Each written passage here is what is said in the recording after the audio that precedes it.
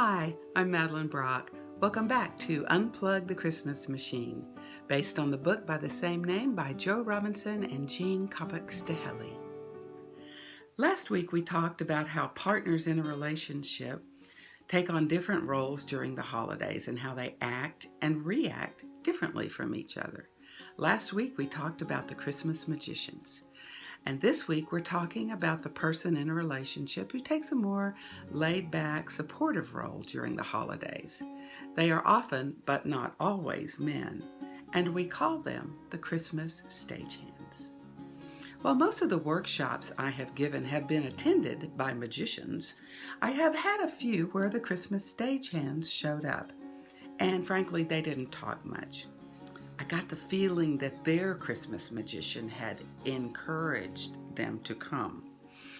But they had accepted the idea that the magicians were in charge and putting on a show, and their role was to stand back and stay out of the way until they were asked to do something. While it's becoming more common for couples to split up the workload at Christmas, there's still a lot of inequality, and the stagehands often find that their traditions and their wishes and their desires for the holiday either get ignored or shoved to the side. They stand back and watch the magicians do most of the work, generate most of the enthusiasm, and they experience only limited enjoyment themselves. And then they get blamed because they're not enthusiastic enough. And society gives the stagehands little encouragement, so they end up grumbling a bit about the holiday. They don't get too interested in what's going on. They help out when they're asked, and then somehow they muster some enthusiasm when Christmas finally does arrive. The Christmas magicians perform the show, and the stagehands end up tugging a few ropes backstage. Think about this. What would Christmas look like if the Christmas stagehands were in charge? It turns out that both the stagehands and the magicians have a deep need to connect with family and friends during Christmas time. Family traditions are every bit as important to the stagehands as it is to the magicians. And the only way to change things is to open the lines of communication. When the stagehands get to help define Christmas and more of their values and preferences are taken into account, they become more willing to help with the details.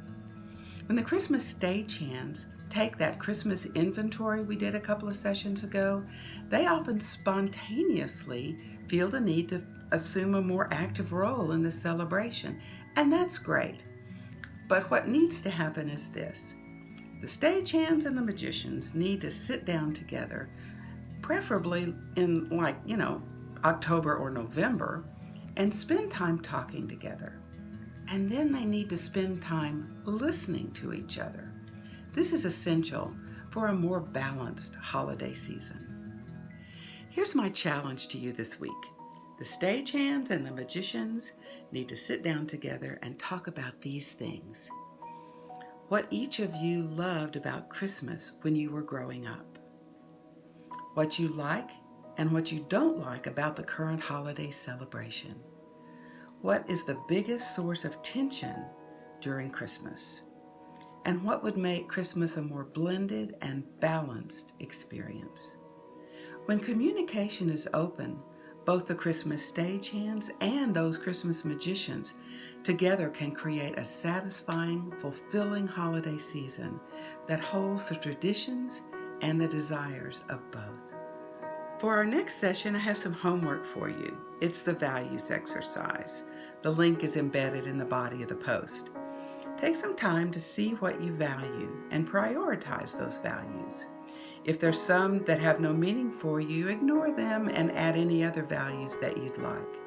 And I'll see you next week as we learn more ways to unplug the Christmas machine.